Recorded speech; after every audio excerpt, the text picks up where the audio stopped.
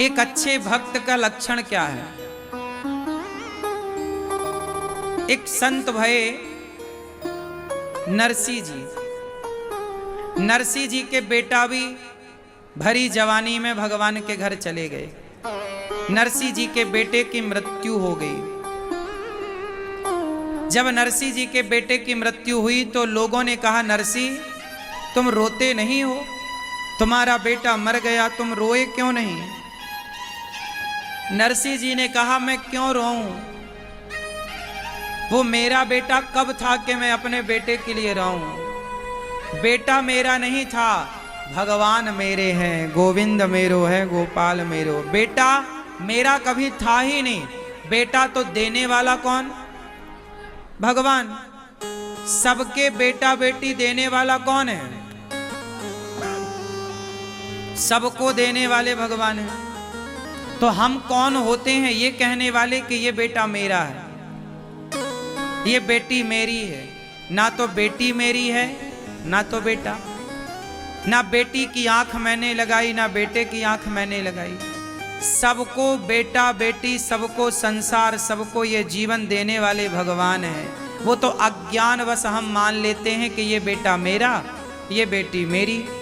लेकिन बेटा मेरा है मैं ये क्यों कहूं? भगवान मेरे हैं मैं ये क्यों ना कहूं? भगवान मेरे हैं, भगवान मेरे हैं तो सब मेरा है, क्योंकि ये संसार भगवान का है। एक राजा प्रजा में घोषणा करता है कि जिसे जो चाहिए ले जाओ, जो चाहिए मांग लो। राजा ने सोने का ढेर लगाया, चांदी का ढेर लगाया, पैसे का ढेर लगाया, अनाज का ढेर लगाया, जमीन जायदादों के कागजों का ढेर लगाया। तुम्हें जो जायदाद चाहिए, जितनी चाहिए ले जाओ। लोग आए, लोग तो लूटने आते हैं। लोग आए, कोई सोना लेके गया, कोई चांदी लेके गया, कोई कुछ लेकर गया, कोई जमीनों के कागज समेटने में लग गए। पर एक छोटी सी कन्या आई, लड़की। उस लड़की ने राजा से कहा कि महाराज, मैंने सुना है कि आज इन चीजों में आपने ढेर लगा रखे हैं, आप जिस चीज में हाथ रख दो वो आपका। राजा ने बोला, जो तुम्हें पसंद आए ले लो, जिस पर तुम हाथ रखो वो तुम्हारा। एक लड़की आई, लड़की बोली, राजा साहब मैं जिस पर हाथ रखूंगी क्या वो मेरा हो जाएगा? राजा बोले, बेटा सब लोग लूट रहे हैं, ले रहे हैं, तुम्हें जो अच्छा लगे ले जाओ, जाओ। तो लड़की ने किसी पर हाथ ना रखा, राजा के ऊपर हाथ रख दिया। बोले, मेरा कोई पिता नहीं है, क्या आप मेरे पिता बनोगे? मेरी कोई मां नहीं है, मैं अनाथ हूं। और संयोग देखिए कि उस राजा के भी कोई संतान नहीं थी।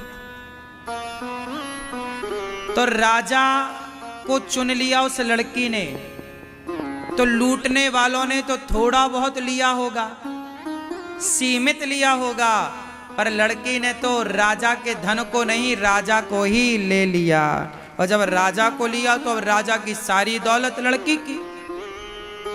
हाँ या ना?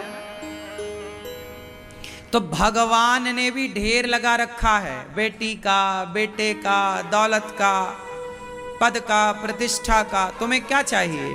कोई बेटा लूट रहा है, कोई बेटी लूट रही है कि मुझे बेटी मिल जाए, बेटा मिल जाए, दौलत मिल जाए, नाम मिल जाए, इज्जत मिल जाए। ये सब ढेर है। आपको जो पसंद आए आप मांगते ही हो, हे भगवान हमें दौलत दे दो, हे भगवान हमें बेटा दे दो, हे भगवान हमें ये मांग ही रहे हो आप लोग। लेकिन समझदार वो नहीं है जो ये ढेर मांग रहे हैं। समझदार वो हैं, भगवान से क्या मांगना, आओ भगवान से भगवान को मांगते हैं। प्रभु हम आपसे नहीं, हम आपको चाहते हैं। मीरा जी कोई बेटे के लिए ना रोई, मीरा जी किसके लिए रोई? मेरे तो गिरधर गोपाल दूसरो ना। ये है जीवन का उत्तम सिद्धांत। भागवत सुनना कितना अच्छा काम है। भगवान कभी किसी का कुछ बिगाड़ते नहीं है। मेरी माँ किसी का कुछ नहीं बिगाड़ते। देखो ना, भगवान श्री कृष्ण के सगे भांजे का नाम है अभिमन्यु। वो अभिमन्यु भी महाभारत में मारे गए। जब सगी बहन का बेटा मारा गया तो क्या भगवान उसे जीवित नहीं कर सकते थे? क्या लौटा नहीं सकते थे अपने बहन को, उसका बेटा? क्यों नहीं लौटाए? गुरु सांदीपनि जी का बेटा मर गया था। कई साल पहले मरे हुए बेटे को भगवान कृष्ण ने जिंदा करके लौटाया था कि ये रहा तुम्हारा बेटा, गुरु जी का।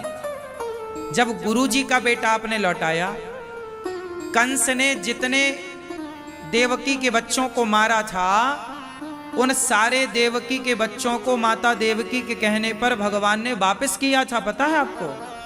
माता देवकी के मरे हुए बच्चे लौटा कर दिए थे भगवान कृष्ण ने। माता तुम मांग रही हो तो मां का वचन ना तोड़ूंगा, ये ले लो।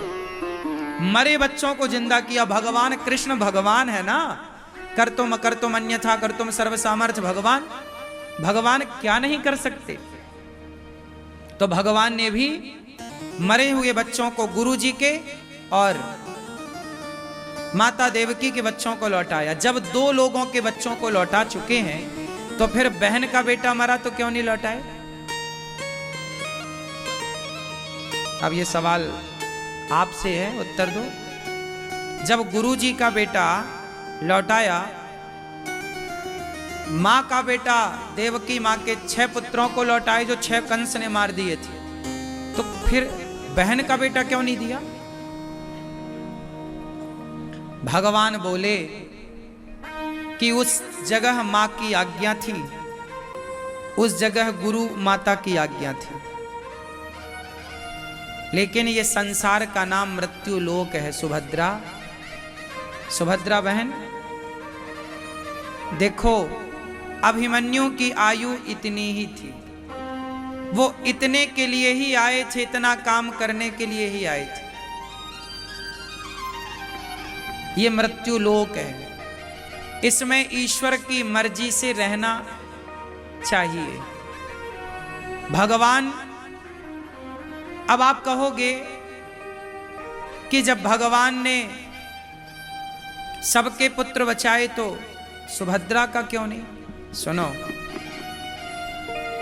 आप ये सोचो कि हम ना जाने कब मर जाने वाले थे। कई बार आप लोगों का एक्सीडेंट होते होते आप मरते मरते बचे। मैं एक बार छत से गिर गया था, 20 फीट ऊपर से गिर गया, 20 फीट ऊपर से गिरा था, मर ही जाता। आप भी कई बार मरते मरते बचे होंगे। तो सवाल ये है कि जब आप मरते मरते बचे तो मर ही क्यों नहीं गए, बच क्यों गए? इसलिए बच गए कि आपको तो बहुत पहले ही मर जाना था, पर आपकी भक्ति ने, आपके पुण्य ने आपकी मृत्यु को बार बार वो पुण्य टालते रहे और इतना लंबा जीवन आपको प्राप्त हुआ। जो बेटा 25 साल बाद गया, वो जन्म लेते भी तो जा सकता था। जन्म लिया और चला जाता। कम से कम 25 साल के लिए तो ईश्वर ने साथ दिया। 25 साल के लिए तो पुत्र का सुख दिया। इसलिए कभी ईश्वर से शिकायत नहीं। ठीक है, देने वाले भी आप हैं, लेने वाले भी आप हैं, कोई बात नहीं। ये भक्तों के लक्षण हैं। नरसिंह जी का बेटा मरा तो वो रोए नहीं, बोले भगवान ने दिया था, मैं क्यों रोऊं? उन्होंने ले लिया। इतनी समझदारी किसी भक्त में ही हो सकती है जितनी समझदारी श्रीमान रतन कुमार जी में और मैया श्रीमती रानी जी में है। इतना दुख आने पर भी इन्होंने भगवान से दूरियां नहीं बनाई। समाज को इनसे सीखना चाहिए। आप तो भगवान को ना जाने क्या क्या कहने लग जाते हैं। समाज तो ना जाने कितने ताने मारता है कि तुम तो बड़े पुजारी थे, बड़े भक्त थे, बड़े करते थे, देखो ऐसा हो गया। जो भक्त नहीं है, क्या उनके जीवन में मृत्यु नहीं होती? भाई मृत्यु लोक ही है। इस संसार में मरने ही हम पैदा भए हैं। कौन है जो ना मरा हो? कौन है जो नहीं मरेगा? किसके घर में मृत्यु नहीं हुई? भक्ति हम इसलिए नहीं करते कि हम अमर हो जाएं, हमारे बच्चे अमर हो जाएं। हर व्यक्ति अपनी आयु लेके पैदा होता है, हर व्यक्ति अपनी उम्र लेकर के पैदा होता। जन्म विवाह मरण गति होई, जहां जस लिखा तहां तस होई। हर व्यक्ति अपनी आयु लेकर पैदा होता है। फिर आप सवाल कर सकते हैं कि भक्ति क्यों करना है? भक्ति हम इसलिए करते हैं कि भक्ति करने से ही ये 84 के चक्कर से मुक्ति पाकर सदा के लिए भगवान के निज धाम पहुंच जाएंगे। मोक्ष की कामना से भक्ति की जाती है।